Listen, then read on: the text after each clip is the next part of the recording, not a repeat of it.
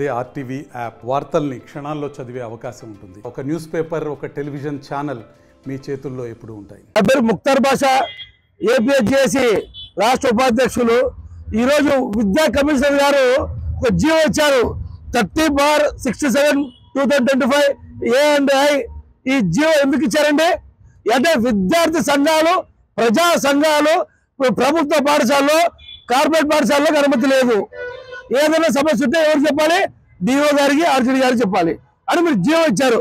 అంటే ఈ రోజు ఇదే ప్రైవేట్ కార్పొరేట్ పాఠశాలలో వేలకు వేలు ఫీజులు దోచుకుంటారు. ఆ విషయం మీకు తెలియదా? ఈరోజు సొసైటీ పేరుతో ఇదే ప్రైవేట్ కార్పొరేట్ పాఠశాలలో లక్షల ఫీజులు చేస్తారు. ఆ విషయం మీకు తెలియదా? మీకు తెలియకుండా ఉన్నారా?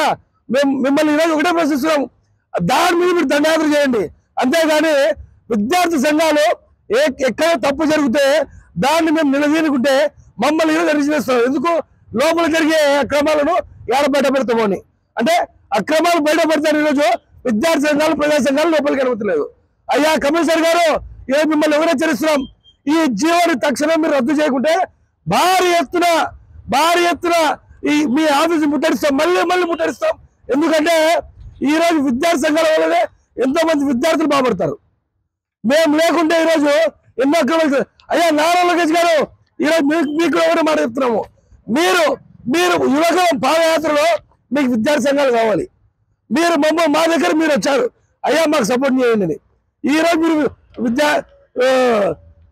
విద్యార్థి సంఘాలను మీరు అణచివేయాలని చూస్తారు.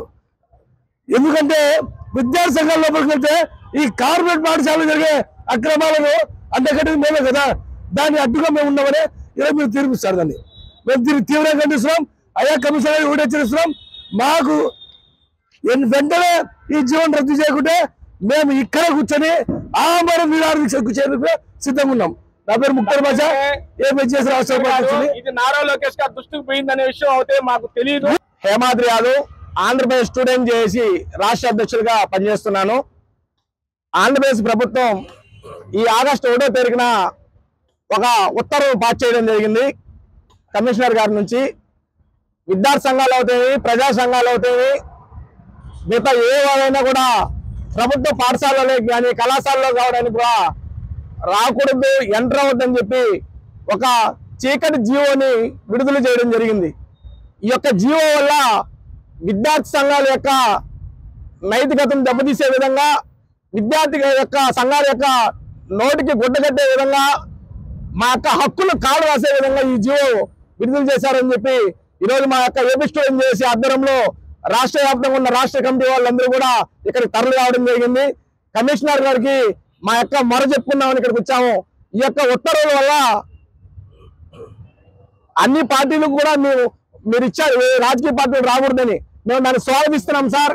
కానీ విద్యార్థుల యొక్క సంక్షేమం కోసం పాటుపడుతూ విద్యార్థుల యొక్క సమస్యలను ప్రభుత్వం దృష్టికి ఒక బ్రిడ్జ్ లాగా మేము మధ్యలో ఉండి అనేక సమస్యలు మీ దృష్టికి తీసుకొని దాని యొక్క సక్సెస్ అయ్యే దాంట్లో మా వంతు పాత్ర ఉన్నదనే విషయాన్ని మర్చిపోవద్దండి. ఈరోజు ప్రభుత్వ స్కూళ్లలో విద్యార్థుల కోసం ఎన్నో సెమినార్లు, ఎన్నో ప్రతిభా అవార్డ్స్, వారి యొక్క ప్రభుత్వ స్కూల్లో విద్యార్థుల చదువు పట్ల ప్రభుత్వంతో పాటు మా విద్యార్థి సంఘాలు అనేక స్వచ్ఛంద కార్యక్రమాలు చేస్తున్నాయి.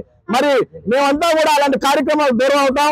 దీనివల్ల రాష్ట్రంలో ఉన్నటువంటి ప్రైవేటు కార్పొరేట్ సెక్టార్ యొక్క విద్యా సమస్యలు దీన్ని అడ్డం పెట్టుకొని 1,00,000 కోట్లకు పైగా ధనార్జన ధ్యేయంగా వాళ్ళు కుట్రపడే ఆవిష్కారం ఉంది.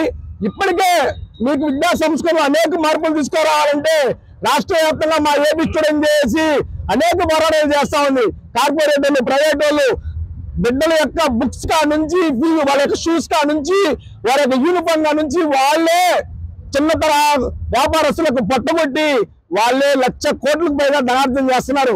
మరి విద్య పేరుతో వ్యాపారం చేస్తూ ఇలాంటి అక్రమ వ్యాపారం దర్శించేటువంటి వాటిపైన చర్యలు తీసుకోకుండా ఏ కారణం లేకుండా మా విద్యార్థి సంఘాలని ప్రభుత్వ స్కూల్ దూరం చేయడం చాలా సహించలేనటువంటి చర్యగా మేము భావిస్తున్నాం.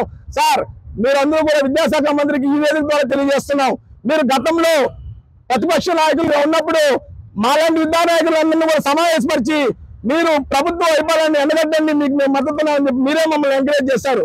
ఈరోజు మీరే మమ్మల్ని సమస్యలకు దూరంగా ఉండమని చెప్తున్నారు. మరి సమస్యలు మీ దృష్టికి తీసుకువచ్చేది ఎవరు సార్?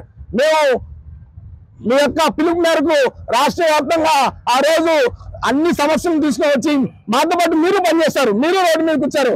ఈరోజు విద్యార్థి సంఘాలని ఉద్యమాలకు దూరం చేసేటువంటి ఈ చీకటి జీవోని రద్దు చేసి విద్యార్థి సంఘాలని అనుబంధం చేయండి. విద్యార్థులతో మేము కూడా మమేకయ్యేటట్టుగా ఆ జీవోని సవరించాల్సిందిగా కోరుతున్నాం. అందులో భాగంగా ఈరోజు కమిషనర్ కి జీవో సవరించమని చెప్పడానికి ఈరోజు ఇక్కడికి రావడం జరిగింది.